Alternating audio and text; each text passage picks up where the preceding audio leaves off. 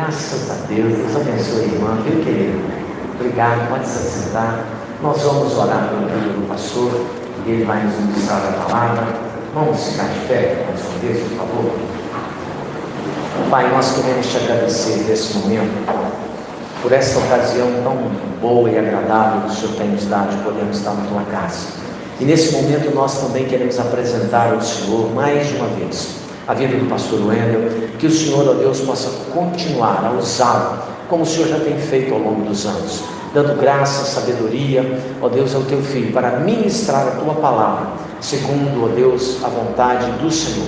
Nós o abençoamos, a ele, a sua casa e a sua família, e oramos em nome de Jesus. Amém. A igreja já se senta. Acho que o senhor fica à vontade, até o que o senhor quiser. Aqui tem água. Joia. Obrigado, pastorzão. Obrigado. Boa noite, igreja. Paz do Senhor Jesus. Amém? Amém. Que alegria poder estar com vocês e comemorar aí 107 anos de uma igreja tão importante, em especial ver alguns amigos, né? Ver a Ju, que coisa boa. Alexandre, que estava aqui tocando, a filha dele aqui. Gente, nós demos certo. Eu achei que nós não ia dar certo, não. Nós demos certo, né? Que bênção. Encontrei a Ju lá na loja do filho dela, que filho bonito que ela arrumou. Que legal, gente. Como é que Deus é bom, né? É o baterista? Que isso, gente? Que bacana, muito bom. Glória a Deus por isso. Eu fico muito feliz de poder estar aqui e ver isso acontecer. Tem 30 anos que a gente está fora de Manhuaçu e a gente fica vendo como que mudou. Meu Deus do céu, vocês estão aqui talvez não notam, mas para a gente que vem só esporadicamente, meu Jesus amado, mudou demais. E nós envelhecemos. Tá certo que eu continuo bonitinho, mas, queridos, palavra para o teu coração, Marcos capítulo 5. A minha oração é que Deus possa te impactar essa noite, possa falar contigo, possa te abençoar e você sair daqui diferente para a glória dele. O tema do aniversário, ele combina com o tema do livro que eu estou lançando agora em dezembro. Terminei de escrever e estou lançando ele agora em dezembro. Ele combina com o mesmo texto. Então, o texto que eu vou usar aqui é o texto do meu livro. Então, se você gostar dessa mensagem, ela é 30% do livro. Tem um livro todo, você pode pegar essa mensagem toda e até dar um livro de presente para outro. Eu estou fazendo um merchan aqui, né? Mas combinou. Ela fala de identidade e propósito. O tema é esse, identidade e propósito. A gente vai aprender algumas coisas nesse texto aqui. Então, Marcos 5, para não ler o capítulo todo, porque a história é grande, vamos pegar ali do verso 6. Acompanha comigo aí do verso 6 até o verso 9 para começar. Quando de longe viu Jesus, correu e o adorou, exclamando com alta voz: que tenho eu contigo, Jesus, filho do Deus Altíssimo? Conjuro-te por Deus que não me atormentes. Porque Jesus lhe dissera: espírito imundo, sai desse homem. E perguntou-lhe: qual o teu nome? Respondeu ele: Legião é o meu nome, porque somos muitos. Desce aí até o verso 15. Indo ter com Jesus, viram o endemoniado, o que tivera a legião, assentado, vestido, em perfeito juízo, e temeram. Os que haviam presenciado os fatos contaram-lhe o que acontecera, e ao endemoniado e acerca dos porcos, e entraram e rogaram-lhe que se retirasse da terra deles. Ao entrar Jesus no barco, suplicava-lhe o que fora endemoniado, que o deixasse estar com ele. Jesus, porém, não lhe permitiu, mas ordenou-lhe: vai para a tua casa, para os teus, anuncia-lhes tudo o que o Senhor te fez e como teve compaixão de ti. Então ele foi e começou a proclamar em Decápolis tudo o que Jesus lhe fizera, e todos se admiravam. Aleluia. Até aí, queridos, Deus nos abençoe no nome de Jesus. Esse texto, ele começa, na verdade, essa história, eu te aconselho a ler ela em casa, assim, você vai se apaixonar. Ele começa no verso 4, onde Jesus está falando desde cedo, através de parábolas para a multidão. E ele fala uma série de parábolas e a multidão fica ávida. E Jesus faz daquele dia comum um dia extraordinário. E Deus é mestre em fazer de dias comuns dias extraordinários. Para aquele povo era um dia comum, não era feriado, não era um domingo especial, não era um dia comum.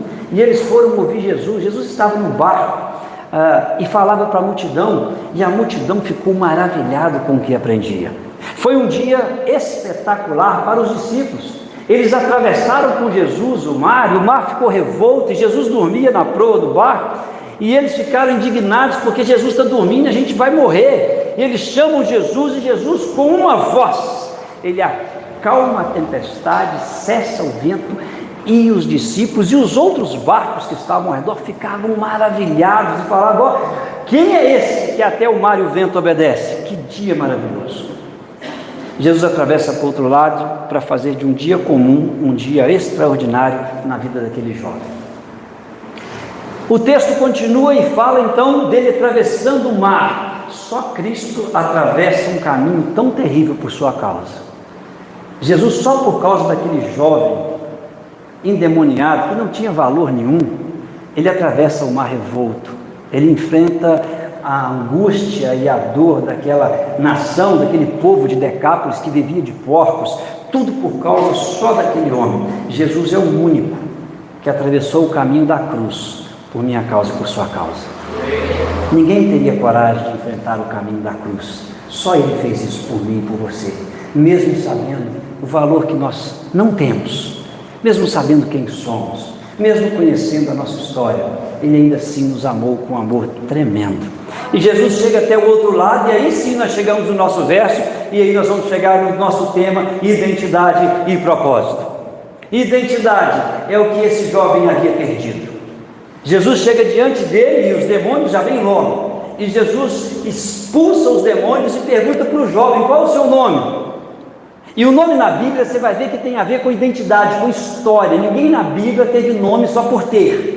Quem faz isso é a nossa geração, né? Que a nossa geração, assim, é os nomes da moda, né? O Enzo é a turminha da agora, né? Então a gente tem os nomes que para a nossa geração tem a ver com o que a gente gosta. Para a Bíblia o nome não tem a ver com o que gosta, tem a ver com história. Por isso que é um monte de nome feio. Tem nome feio que não acaba mais. Velho Testamento então é cheio de nome estranho, porque o nome tinha a ver com a história, com a identidade, com quem era, com quem eram os seus pais, por que ele nasceu. É por isso que você encontra o próprio Deus dizendo: não se chama mais Abrão e sim Abraão, não vai chamar mais Saulo e sim Paulo, e não chama mais Jacó e sim Israel. Jacó porque é um problema, usurpador, mentiroso, mas vai chamar Israel, que é povo de propriedade escolhida minha. Estou mudando a sua história. O nome sempre teve a ver com a identidade.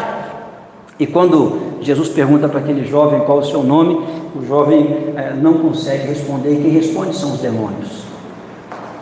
A identidade desse menino é legião, porque somos um monte de demônios. O Senhor Jesus permite que eles entrem nos porcos, já havia um propósito para isso, e começa a tratar a restauração da identidade daquele homem. Se nós seguirmos o texto, nós encontramos então o povo voltando. O povo sai para contar o que aconteceu. Aquele jovem cheio de demônio, por causa dele, um tal de Jesus mandou os demônios enfiar nos nossos porcos morreram ladeira abaixo, e ele está lá conversando com aquele endemoniado. Vão voltar para ver o que é isso, e quando eles voltam para ver, eles encontram uma restauração completa. O Senhor sabe que por trás de você que sentou aqui hoje, tem uma história. Ninguém é um vácuo, ninguém caiu de paraquedas. Por trás da nossa vida tem uma história. Atrás de nós tem muita alegria, muito sorriso, muita coisa que deu certo, muita coisa que deu errado, tem muito choro, muita frustração, muita dor. Todos nós temos uma história cumprida na nossa vida. E só quem pode realinhar a sua história, curar as feridas da sua alma, temperar você de novo, é o Senhor Jesus. E esse é um texto que mostra uma restauração tão tremenda, queridos.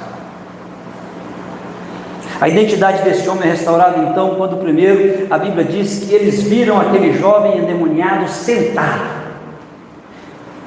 O sentado é paz. A própria Bíblia vai dizer versículos atrás que esse jovem ficava andando de um lado para o outro, ele não conseguia dormir, não conseguia se assentar, ele não conseguia ver, ele não tinha paz. Toda vez que você está sem paz, e talvez você vai concordar comigo nisso, se tem algo difícil para nós, se estamos preocupados, ansiosos, angustiados, é poder sentar e desfrutar de um tempo apenas sentado, tranquilo. Dormir nem pensar. A mente trabalha abundantemente porque nos falta paz. Qualquer sentimento que tira a paz do nosso coração, a angústia, a raiva, o ódio, a frustração, não nos permite sentar e ouvir. Somos atribulados. Os demônios da nossa alma não nos permitem ter paz. A Bíblia diz que aquele jovem foi encontrado assentado, e era assustador para quem viu, por isso que eles maravilhavam, porque aquele jovem ele era um problema, ele era um caos naquela região, ele andava de um lado para o outro nu. Você já imaginaram o que é um homem pelado andando na rua? Que imagem atordoante, estranha. Eu lembro, eu era evangelista lá em Teixeira de Freitas, gente, lá nos meados de 2001, e a gente estava voltando, eu e 2 jovens, que eram ovelhas minhas, eu era evangelista e cuidava dos jovens, nós estamos andando, conversando, no centro de Teixeira de Freitas, passa um homem nu, de tudo, cara fechado. Que imagem aterrorizante, fora de contexto, que doença, que ausência de paz. A polícia veio logo, parou e foi tentar prender aquele homem, ele estava desnorteado. A primeira imagem a gente riu, logo em seguida o nosso coração se encheu de dor, pela angústia que aquele homem deveria estar vivendo por ter uma loucura como aquela. A Bíblia diz que o Senhor Jesus, quando encontrou com aquele homem, ele restaurou a paz. Identidade tem a ver com paz, meu irmão. Você não pode sair daqui essa noite sem paz.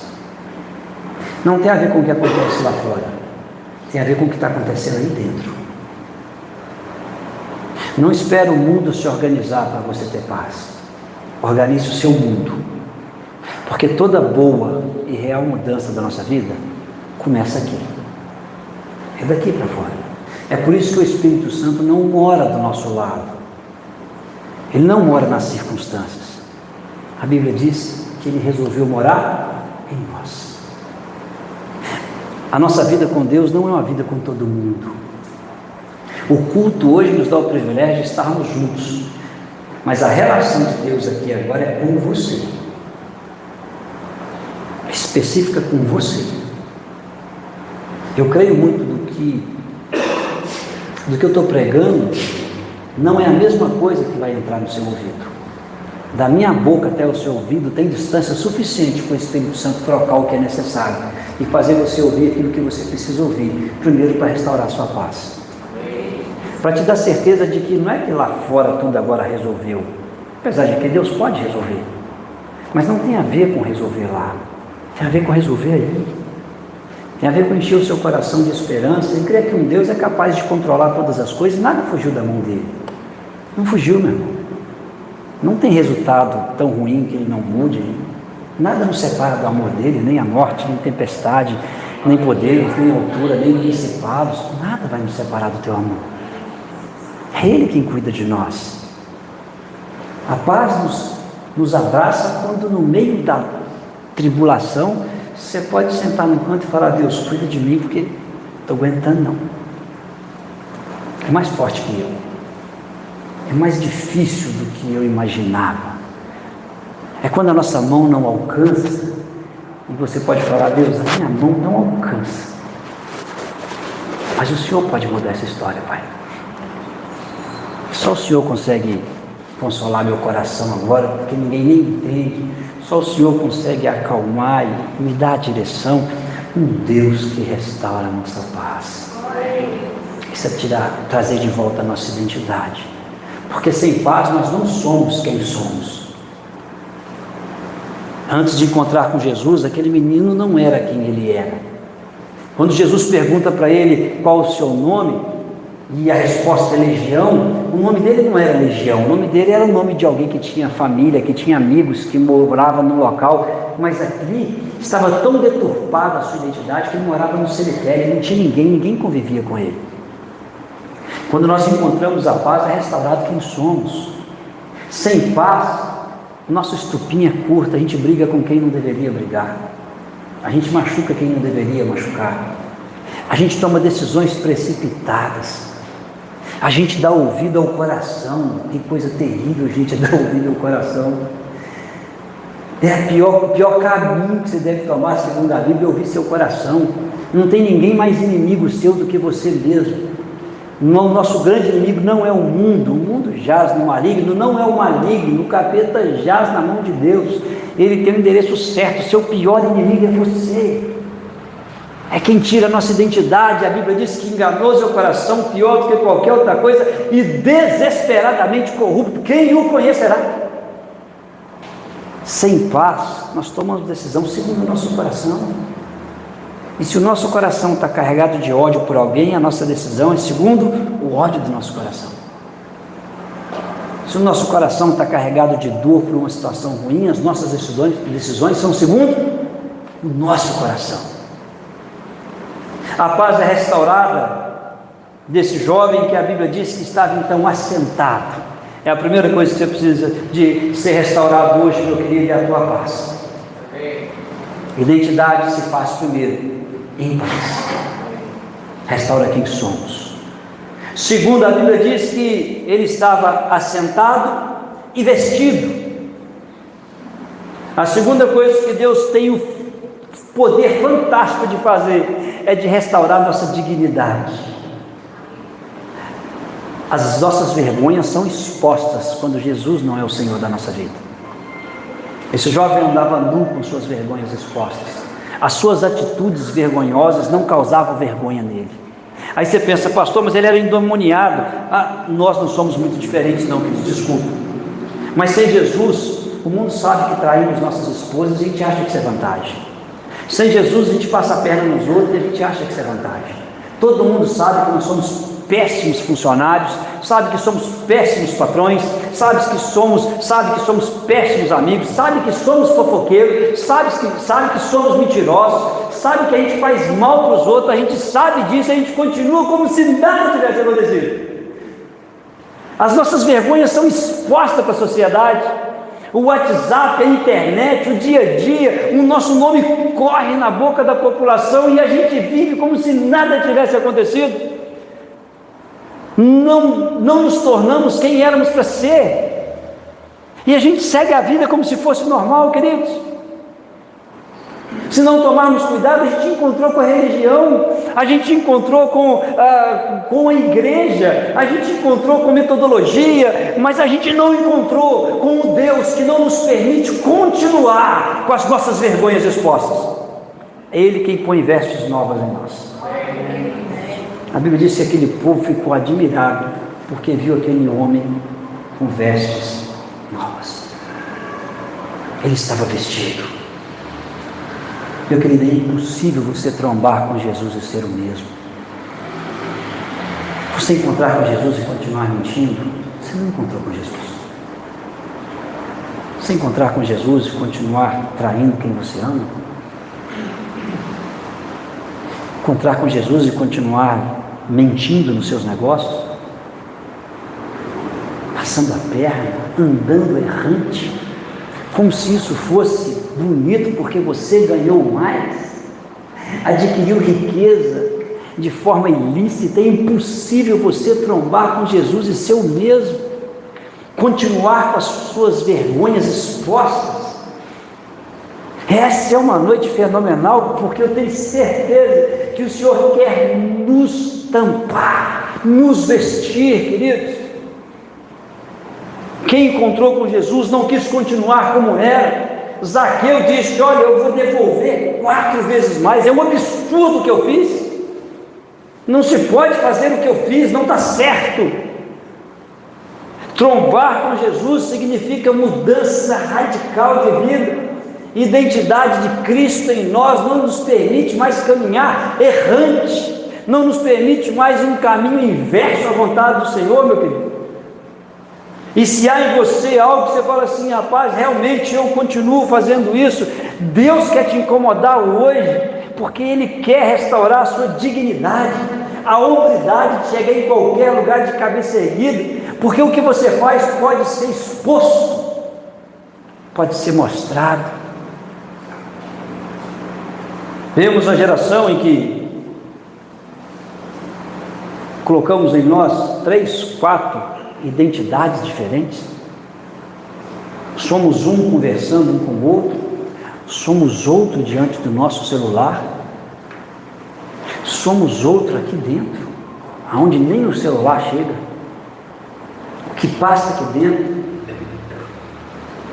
Eu confesso para vocês que se Deus botasse no telão o que passa na minha mente, eu tenho medo. Ela é muito maior do que o mundo inteiro, queridos. Eu consigo ser quem eu jamais imagino ser. Aqui dentro, eu vou onde ninguém vai, eu tomo, eu pego, eu tenho, eu posso, aqui dentro.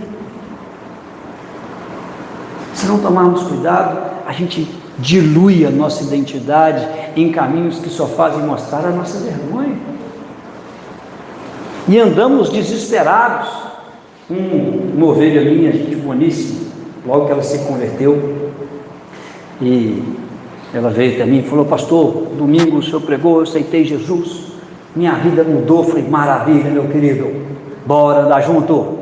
Ele falou: e já comecei, já falei com a minha esposa, e foi uma bênção, que eu já montei o celular na mão dela, e esse negócio de ser crente é maravilhoso. Eu falei: é mesmo, é maravilhoso. Jesus: não, pastor, o senhor não está entendendo, é maravilhoso demais. Eu falei: essa maravilha toda tem um porquê. Por quê? Ele falou: pastor, meu celular era um desespero, eu tinha que trocar a senha do meu celular toda semana, porque se a minha mulher pegasse meu celular e visse o que estava acontecendo ali dentro, não tinha mais casamento não. É uma loucura, pastor. Hoje eu tenho paz, eu deixo meu celular na mão dos meus meninos, nem tem senha, pastor, meu celular, pode ver à vontade, é uma bênção. E eu fiquei pensando naquilo que ele diz: não é que é verdade? Que coisa maravilhosa, você tem o seu celular e deixar, não tem nada a esconder. Eu sou eu aqui, sou eu aqui, sou eu aqui. As minhas vergonhas foram cobertas pelo meu Deus. Só Ele pode fazer isso, queridos. Só Ele nos faz ex-prostituta, ex-mentiroso, ex-prostituta, ex-mentirosa, ex-trapaceador, ex-péssimo pai, péssimo filho. É Ele quem faz isso e nos torna gente de dignidade, identidade. Esse jovem então foi encontrado vestido, suas vergonhas foram cobertas. E por último, o que mais me chama a atenção, a Bíblia diz que além de assentado e vestido, esse jovem foi encontrado em perfeito juízo. Antes de Jesus na nossa vida, nós somos loucos, somos capazes de qualquer coisa, capazes das maiores atrocidades com a gente e principalmente com quem a gente ama, irmãos. Somos egoístas.